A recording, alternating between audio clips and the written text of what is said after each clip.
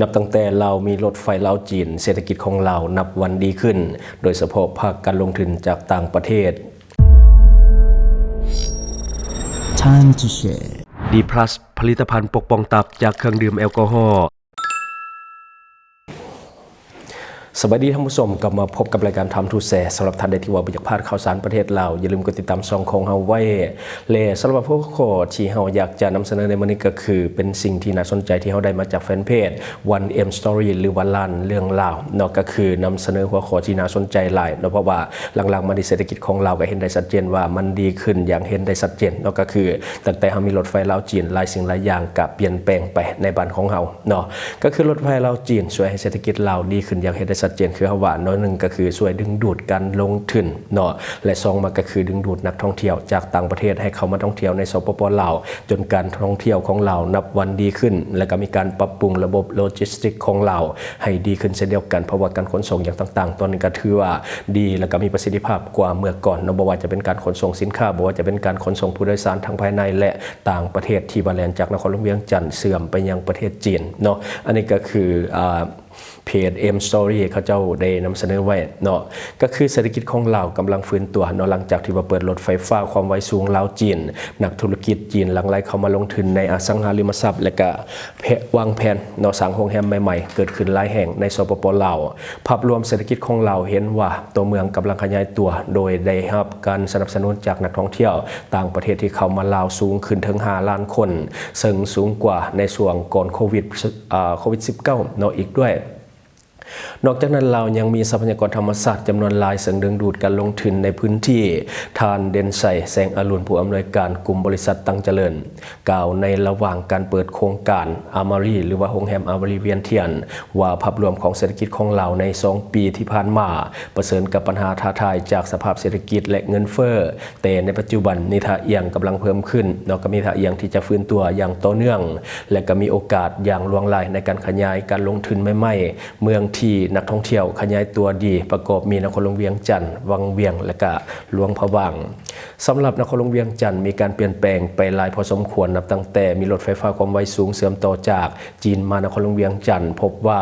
สามารถดึงดูดนักท่องเที่ยวจีนเข้ามาในลาวได้ประมาณ5 ล้าน6 ล้านคนต่อขออภัย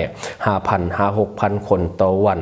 นักท่องเที่ยวจีนที่เข้ามาเวียงจันทร์ส่วนใหญ่เป็นนักธุรกิจที่ดำเนินธุรกิจในสปป.ลาวและก็มีเขต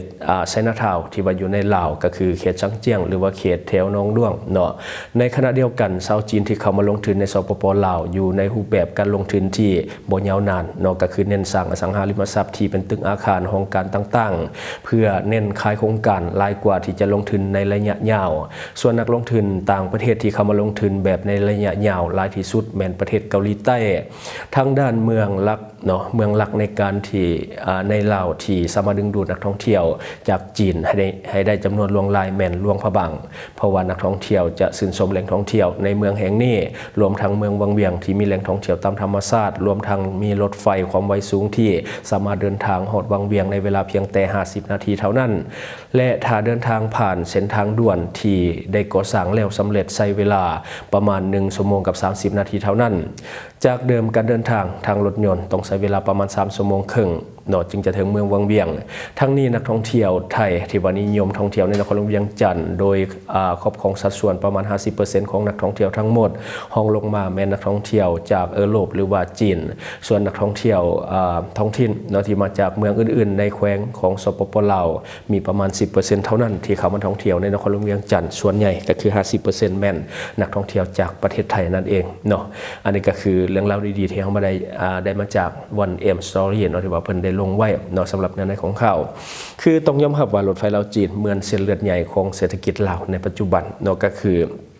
ตั้งแต่มีรถไฟลาวจีนนี่รู้สึกว่าหลายสิ่งหลายอย่างมันดีขึ้นสะดวกสบายหลายขึ้นเนาะตั้งแต่เปิดน้ำไซมากะเห็นให้การเดินทางของพี่น้องชาวลาวโดยเฉพาะเขตภาคเหนือของลาวนี่เห็นได้ชัดเจนว่ามันสะดวกสบายว่องไวและก็ประหยัดพร้อมเนาะก็คือมีทั้งคนลาวและก็คนต่างชาติที่ว่ามาใช้บริการอย่างต่อเนื่องในปัจจุบันซึ่งว่าการจองปีรถไฟก็บ่แม่นเรื่องง่ายในปัจจุบันแล้วก็ค่อนข้างที่จะยากหน่อยนึง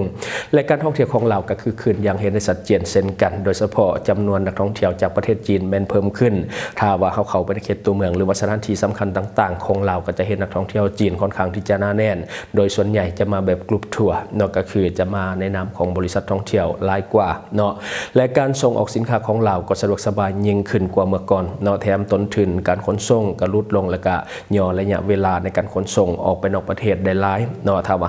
เฮาขนส่งแบบเมื่อก่อนก็คือใส่รถบรรทุกรถพ่วงแบบนี้ก็อาจจะใช้เวลาหลายวันในการขนส่งไปยังประเทศจีนแต่ว่าเนาะในปัจจุบันเฮาขนส่งผ่านรถไฟลาวจีนก็คือใช้เวลาแต่บ่พอได้ชั่วโมงเท่านั้นก็สามารถขนสินค้าออกจากลาวได้และก็เข้าไปสู่ประเทศจีนได้อย่างง่ายดายและก็ต้นทุนค่อนข้างที่จะถูกแถมยังใช้ระยะเวลาสั้นลงโดยเฉพาะมันส่งผลดีโดยเฉพาะ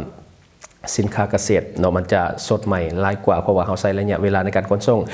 มันสั้นเนาะและการขนส่งผ่านห้องเย็นก็จะเห็นให้สินค้าทางการเกษตรบ่ว่าจะเป็นหมากไม้หรือว่าพวกพืชผักต่างๆส่งไปยังประเทศจีนมันก็จะสดหลายกว่าถ้าเป็นเมื่อก่อนเนาะเขาขนส่งไปผ่านด่านชายแดนบ่เต็นคือกันแต่ว่าผ่านรถบรรทุกใช้เวลาหลายวันสังเกตในช่วงที่ผ่านมาที่มันมีปัญหากันน้อยหนึ่งในเรื่องของการข้ามชายแดนก็จะเห็นให้หมากไม้อย่างต่างๆเน่าและก็เสียเนาะแต่ว่าในปัจจุบันเขาขนส่งผ่านห้องเย็นโดยรถไฟลาวจีนฉะนั้นจึงเห็นให้การขนส่งมีประสิทธิภาพและก็คงความสดของพืชพันธุ์หรือว่าผลิตภัณฑ์จากลาวได้หลายขึ้นเนาะที่สำคัญกว่านั้นก็คือการดึงดูดการลงทุนใหม่ๆจากต่างประเทศเนาะหลังที่ว่ามีความสะดวกในการนำเข้าและก็ส่งออกสินค้าก็เฮ็ดให้การลงทุนจากต่างประเทศนี่มันหลายขึ้นเนาะเพราะว่ามันมีประสิทธิภาพหลายขึ้นฉะนั้นก็เฮ็ดให้นักลงทุนเข้ามาลงทุนหลายขึ้นและก็นอกจากนั้นเนาะเส้นทางรถไฟลาวจีนก็ยังจะเปลี่ยนโฉมหน้าของเราจากเมื่อก่อนจะเอิ้นกันว่าแลนด์ล็อกเพราะว่าเป็นประเทศที่บ่มีทางออกสู่ทะเลเนาะก็จะเป็นประเทศที่ตันเนาะประเทศอื่นตันหมดเฮาก็จะอยู่บางกลางก็จะเป็นไกด์แลนด์ล็อกเป็นแลนด์ล็อกที่บ่สามารถขนสินค้าไปยังต่างประเทศได้ง่ายคือกับประเทศอื่นหรือว่าขนสินค้าจากต่างประเทศเข้ามาลาวก็ต้องผ่านประเทศอื่นเนาะแต่ว่าในปัจจุบันรถไฟลาวจีนจะเปลี่ยนจากแลนด์ล็อกไปเป็นแลนด์ลิงก์เนาะเพื่อเสื่อมภูมิภาคอาเซียนเนาะในบ่พอไทยปีต่อหน้าเพราะว่าในปัจจุบันทางไทยก็มีการสร้างเส้นทางรถไฟที่จะมาจอดในสปปลาวแล้วก็จะเห็นให้การเชื่อมโยงเนี่ยมันง่ายขึ้นการขนส่งสินค้าการเดินทางต่างๆมันก็จะสะดวกสบายยิ่งขึ้นเนาะอันนี้ก็จะเห็นให้ลาวเฮามีทั้งเลือกหลายขึ้นโดยเฉพาะเรื่องของระบบโลจิสติกที่มันจะเสื่อมภูมิภาคโดยเฉพาะเสื่อมจีนกับอาเซียนลาวก็ถือว่าจะเป็นประเทศหนึ่งที่เป็นทางผ่านและก็เป็นเส้นทางยุทธศาสตร์เส้นหนึ่งเนาะที่หลายประเทศก็จะต้องได้มาผ่านในบ้านเฮาโดยเฉพาะการขนส่งสินค้าหรือว่าการทำการค้ากับประเทศใหญ่ๆคือประเทศจีนนั่นเองเนาะและต่อมาก็คือการพัฒนาในตัวเมืองใหญ่สำคัญของลาวเนาะก็คือการเปลี่ยนแปลงในตัวเมืองเวียงจันทน์เฮาก็เห็นได้ชัดเจนคือข้าพเจ้าก็บ่ค่อยได้เข้าไปเลาะในตัวเมืองเพราะว่าเฮ็ดเวียกอยู่แต่ในสตูดิโออยู่นี่เนาะก็คือบ่ค่อยได้ไปปานใดแต่ว่าวันก่อนข้าพเจ้าขี่รถเข้าไปในเมืองเห็นได้ชัดเจนว่ามีการเปลี่ยนแปลงค่อนข้างที่จะหลายมีธุรกิจใหม่ๆเกิดขึ้นอย่างล่วงลายโดยเฉพาะธุรกิจที่มันอยู่ตามแคมทางเฮาก็จะเห็นได้ชัดเจนว่ามันมีตึกมีธุรกิจใหม่ๆแปลกๆใหม่ๆที่มันเพิ่มขึ้นทั้งคนลาวและก็คนต่างประเทศที่เข้ามาเฮ็ดธุรกิจเนาะและธุรกิจเกี่ยวข้อ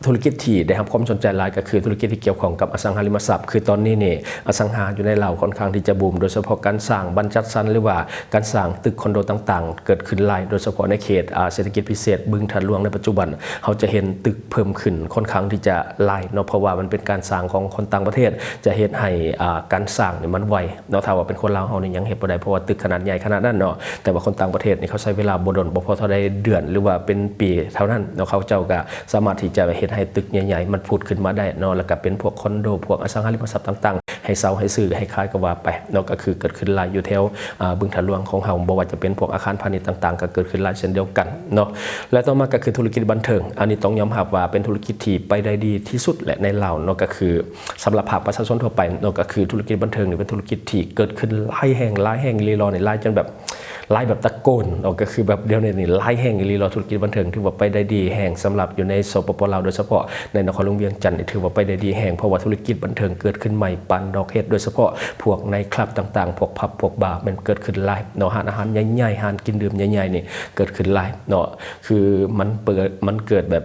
ปันดอกเฮ็ดก็ว่าได้แล้วก็ทุกตารางกิโลเมตรเนาะทุกตารางกิโลเมตรอยู่ในนครหลวงเวียงจันทน์นี่ถือว่ามีสถานบันเทิงอยู่อย่างแน่นอนบ่ว่าบ่เว้นแม้แต่ไกลวัดหรือว่าไกลโรงเรียนไกลสถานศึกษาอย่างต่างๆก็มีหลายเนาะและธุรกิจต่อมาที่ได้รับความสนใจและก็มีการลงทุนหลายเนาะก็คือธุรกิจโรงแรมเนาะธุรกิจโรงแรมได้เห็นได้ชัดเจนว่ามีโรงแรมใหญ่ๆเนาะ เกิดขึ้นหลายช่วงหลังๆมานี่แล้วก็การก่อสร้างอยู่กันหลายใกล้ๆกับสตูดิโอของเฮานี่ก็เกิดขึ้นใหม่หลายโรงแรมใหญ่ๆแล้วก็ก่อนหน้านี้ก็เปิดโรงแรมใหญ่ที่เป็นสาขาของโรงแรมจากต่างประเทศเข้ามาเปิดในสปป.ลาวเนาะอันนี้เห็นได้ชัดเจนว่ามันเป็นผลพวงมาจากการท่องเที่ยวของลาวที่มันดีขึ้นตั้งแต่เฮามีรถไฟลาวจีนการท่องเที่ยวดีขึ้นความต้องการในเรื่องของที่พักอาศัยนอกจากแบบโรงแรมหรือว่าบ้านพักอย่างต่างๆเนาะที่ว่าเขาจะเข้ามาเที่ยวแล้วต้องพักนี่ก็คือมันหลายขึ้นฉะนั้นโรงแรมใหญ่ๆจากต่างประเทศก็เข้ามาเปิดสาขาในลาวเพิ่มขึ้นเช่นเดียวกันเนาะอันนี้ก็คือผลพวงมาจากการท่องเที่ยวของเราที่มันดีขึ้นเนาะและบริการพัฒนาตัวเมืองเนาะโดยเฉพาะในตัวเมืองที่มีการเป็นเมืองท่องเที่ยวเนาะก็คือตัวอย่างเมืองวังเวียงเมื่อก่อนนี่เป็นเพียงเมืองทางผ่านเนาะเพราะว่าวังเวียงเนี่ยเป็นเมืองน้อยๆเนาะเป็นเมืองน้อยๆเมื่อก่อนนี่เป็นเพียงเมืองทางผ่านที่คนไกลไปไกลมาแล้วก็มีแหล่งท่องเที่ยวซื่อๆบางคนก็แวะบางคนก็บ่แวะแต่ว่าตอนนี้เนาะวังเวียงนี่ถือว่าเป็นอีกเมืองหนึ่งที่เป็นเมืองยุทธศาสตร์ของการท่องเที่ยวของเราเนาะก็คือเมื่อก่อนเป็นทางผ่านแต่ในปัจจุบันนี่กลายเป็นจุดหมายปลายทางของนักท่องเที่ยวหลายๆท่านทั้งภายในและก็ต่างประเทศที่ว่าเดินทางเข้ามาในสปป.ลาวเนาะเพราะว่าวังเวียงตอนนี้ก็มีแหล่งท่องเที่ยวหลายรูปแบบโดยเฉพาะแหล่งท่องเที่ยวธรรมชาติหลายจุดแล้วก็มีกิจกรรมต่างๆบ่ว่าจะเป็นพารามอเตอร์หรือว่าจะเป็นพวกบอลลูนเนาะฮอตบอลลูนที่ว่าเขาเจ้าขึ้นกันหลายแล้วก็มีศาลาเบียสถานที่ท่องเที่ยวหลายบ่อนเนาะจุดชมวิวต่างๆก็ถือว่าหลายฉะนั้นวังเวียงบ่ได้เป็นเมืองทางผ่านคือกับเมื่อก่อนในปัจจุบันได้กลายเป็นจุดหมายปลายทางของนักท่องเที่ยวจำนวนหลายเนาะแล้วก็ธุรกิจที่พักพวกโฮสเทลเกสต์เฮาส์หรือว่าโฮเทลถือว่าเป็นที่น่าสนใจสำหรับนักลงทุนทั้งภายในและต่างประเทศเนาะสำหรับท่านใดที่ว่าบ่ได้ไปวังเวียงประมาณ2-3 ปีเนาะสมมุติว่าไปตั้งแต่2 ปี 5-3 ปีก่อนหรือว่าไปตั้งแต่โควิดอยากให้ไปเบิ่งตอนนี้วังเวียงค่อนข้างที่จะเปลี่ยนไปหลายกว่าเมื่อก่อนเนาะคือในปัจจุบันธุรกิจโรงแรมธุรกิจบ้านพักโรงแรมเนี่ยนะมันเพิ่มขึ้นหลายเนาะเพิ่มขึ้นหลายแห่งบ่ว่าแต่เจ้าของที่เป็นคนลาวคนต่างประเทศเข้ามาลงทุนกันหลายบางคนก็บ่ได้เข้ามาสร้างดอกก็คือเขามาเช่าธุรกิจกิจการต่างๆจากคนลาวแล้วก็ไปบริหารต่อโดยเฉพาะในช่วงไฮซีซั่นนักลงทุนจากต่างประเทศมักจะมาเช่าบ้านพักโรงแรมของคนลาวแล้วก็ไปบริหารเองเนาะแล้วก็จบไฮซีซั่นแล้วเขาก็หมดสัญญากันเนาะส่วนใหญ่จะเป็นลักษณะแบบนี้เนาะคือเดี๋ยวนี้นี่มันการท่องเที่ยวมันดีเนาะธุรกิจเกี่ยวกับที่พักมันก็เลยว่าบูมเนาะและประเด็นมาเบิ่งในส่วนของเมืองหลวงพระบางเนาะยังเป็นเมืองมรดกโลกที่นักท่องเที่ยวให้ความสนใจแล้วก็ยังมีนักท่องเที่ยวหลั่งไหลเข้ามาอย่างต่อเนื่องแล้วก็มีแนวโน้มว่าจะเพิ่มสูงขึ้นอีกด้วยเนื่องจากว่าจำนวนนักท่องเที่ยวที่มาทางฝั่งจีนเนาะผ่านรถไฟลาวจีนเนาะนักท่องเที่ยวจากจีนนี่เดินทางเข้ามาผ่านรถไฟลาวจีนเนาะก็คือเห็นให้จำนวนนักท่องเที่ยวเพิ่มขึ้นส่วนใหญ่จีนนี่เวลาเขาจะมาส่วนใหญ่เขาจะมาแบบกลุ่มทัวร์ใหญ่ๆเนาะคือมาแบบ 200-300 คนแบบนี้เวลาไปใส่ก็เต็มเนาะแหล่งท่องเที่ยวนี่บอกเลยว่าเต็มถ้าว่าเขาเจ้าไปเนาะธุรกิจที่พักก็ยังเป็นอันดับหนึ่งที่ว่านักลงทุนเข้ามาลงทุนหลายเนาะทั้งภายในและก็ต่างประเทศที่เข้ามาลงทุนอยู่ในเมืองหลวงพระบางเนาะอันนี้ก็ถือว่าเป็นสิ่งที่ดีแต่ว่ามันก็มีผลข้างเคียงค่อนข้างที่จะหลายจากการลงทุนจากต่างประเทศเช่นเดียวกันเนาะสังเกตเบิ่งธุรกิจบ้านพักโรงแรมในหลวงพระบางตอนนี้มันหลายจนมันเบียดเสียดกันแทนที่โรงแรมมันจะมีคุณภาพแบบว่ามันได้เห็นวิวเห็นวิถีชีวิตเห็นอย่างต่างๆแต่ว่าในปัจจุบันบ้านพักโรงแรมต่างๆเบียดเสียดกันแล้วก็กลายเป็นชุมชนแออัดแล้วก็เต็มไปด้วยนักท่องเที่ยวทั้งภายในต่างประเทศแล้วก็ปัญหาปรากฏการณ์ยอทต่างๆก็เกิดขึ้นหลายเนาะอันนี้ก็ต้องได้เป็นสิ่งที่ต้องได้ไปปรับปรุงแก้ไขกันต่อไปเพราะว่าตอนนี้นี่หลวงพระบางมันเป็นเมืองน้อยเนาะทำเลมันค่อนข้างน้อยบัดนี้เหตุให้การขยายตัวเมืองมันค่อนข้างที่จะเป็นไปได้ยากและก็เกิดความแออัดค่อนข้างที่จะหลายเนาะสำหรับท่านใดที่ว่าเคยไปเที่ยวหลวงพระบางก็จะได้พบกับปัญหาเรื่องของความแออัดนักท่องเที่ยวโดยเฉพาะในช่วงที่จะมาถึงนี่เนาะแห่งจะเกิดความแออัดกันคาดว่าเดือนหน้าเนาะก็คือเดือนเมษายนปี2025เนาะหลวงพระบางจะรับทรัพย์จำนวนมหาศาลจากนักท่องเที่ยวก็คือเทศกาลปีใหม่ลาวที่จะเฉลิมฉลองเพราะว่าปีกายนี่นักท่องเที่ยวเข้ามาแออัดหลายเนาะปีนี้น่าจะหลายกว่าปีกายนี่เพราะว่าปีนี้หลวงพระบางจะจัดใหญ่แล้วก็จะจัดถึง10 วันเนาะแทนที่เฮาเฉลิมฉลองกันมีแต่3 วันเนาะก็คือ14 15 16แต่ว่าหลวงพระบางปีนี้จะลิน10 วันเนาะคือเห็นแจ้งการออกมาแล้วว่าจะมีการลินเฉลิมฉลองปีใหม่อยู่หลวงพระบางจำนวน10 วันอันนี้ก็เอาใจนักท่องเที่ยวที่ว่าเดินทางมาจากต่างประเทศคือบางคนเดินทางมาบ่ทันบางคนนี่อยากมาแต่ว่าบ้านพักโรงแรมมันเต็มบ่มีที่พักก็บ่ได้มาฉะนั้นปีนี้ขยายเวลาเนาะ10 วันสำหรับการเฉลิมฉลองปีใหม่ลาวอยู่ที่หลวงพระบางสำหรับท่านใดที่ว่าอยากจะไปเที่ยวก็แพลนไว้ตั้งแต่ต้นนี้เลยเนาะปีกายนี้ถือว่าประสบความสำเร็จหลายสำหรับการจัดพิ พิธีเฉลิมฉลองปีใหม่ลาวอยู่ที่หลวงพระบางเนาะก็คือหลายคนให้ความสนใจเจ้าของบ้านพักโรงแรมรับทรัพย์เต็มๆเนาะเพราะว่าบ้านพักโรงแรมนี่ถือว่าเต็มในเวลานั้นแนะนำเนาะสำหรับท่านใดที่ว่าอยากจะเดินทางไปเล่นปีใหม่ลาวที่หลวงพระบางให้จองที่พักโรงแรมไว้ก่อนตั้งแต่ตอนนี้เลยเนาะเพราะว่าในตอนนี้ก็เชื่อว่าหลายโรงแรมเต็มแล้วแหละเนาะเพราะว่ามันมีหลายคนแพลนไว้ต้องได้จองล่วงหน้าข้ามเป็นเดือนๆเนาะเพราะว่าคันเฮาบ่จองแบบนี้เขาจะบ่ได้ที่พักและเขาก็จะเดินทางเข้าไปบ่ได้นอกจากนั้นก็ตามการเฉลิมฉลองปีใหม่ลาวก็อยากให้ทุกคนอยู่ในขอบเขตเรื่องของวัฒนธรรมฮิตของหยังต่างๆรวมทั้งอยากให้ทุกคนมีสติเวลาดื่มเหล้าดื่มเบียร์เนาะเวลาเมาก็อยากให้มีสติหนึ่งมาก็คือเรื่องของการลิ้นน้ำสองมาก็คือเรื่องของการขับรถขับหลังเนาะอยากให้มีสติคันว่าเฮาอยู่ใกล้ๆก็บ่ต้องขับรถเนาะคันว่าเฮาเมาแล้วก็อยู่แถวตัวเมืองนั่นแหละเพราะว่าส่วนใหญ่เขาเจ้าก็ย่างเลาะเอาบ่ได้ขับรถดอกเนาะแต่ว่าบางคนก็อยากเดินทางไปหันไปนี่เนาะควรหลีกเลี่ยงเวลาเฮาเมาควรหลีกเลี่ยงเนาะเพราะว่าบ่อยากให้เกิดอุบัติเหตุเวลาเฮามาท่องเที่ยวเนาะอันนี้ก็คือสิ่งที่เฮาอยากจะนำเสนอในมื้อนี้หวังว่าท่านจะได้รับสาระดีๆสำหรับท่านที่ว่าเบิ่งรายการเฮามาถึงปัจจุบันเอาคิดเห็นจะได้กับสิ่งที่ว่าเฮานำเสนอไปก็อย่าลืมฝากไว้ภายใต้คอมเมนต์ของเฮาและข้าพเจ้าจะเข้าไปอ่านด้วยตนเองแล้วก็ข้อฝากนะสำหรับท่านใดที่ว่ามีพฤติกรรมเสี่ยงในเรื่องของการกินดิบกินแดงรับก้อยซอยจุเลือดแป้งเนาะอันนี้อันตรายหลายรวดเร็วแต่เป็นพาหะนำโรคเข้าสู่ร่างกายของท่านหลักๆก็จะแม่นพยาธิใบไม้ในตับอันนี้ก็เป็นสาเหตุหนึ่งที่ให้คนเราเฮาตายหลายในแต่ละปีเนาะแล้วก็ต่อมาก็คือเรื่องของพฤติกรรมเสี่ยงนี่ล่ะดื่มเหล้าดื่มเบียร์ยิงไก่ปีใหม่แบบนี้เนาะคนเราเฮาต้องเตรียมตับไว้หนักๆเลยเพราะว่า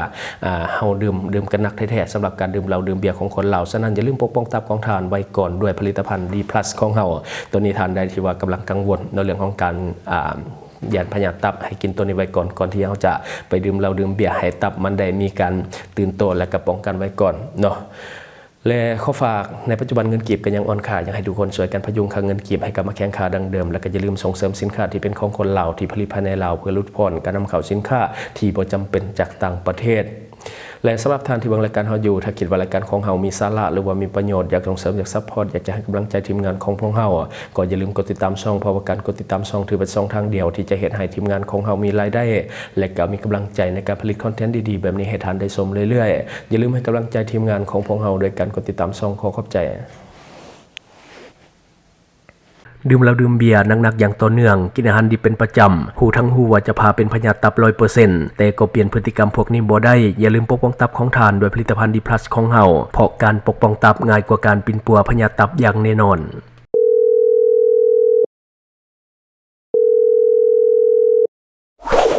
Subscribe for more video.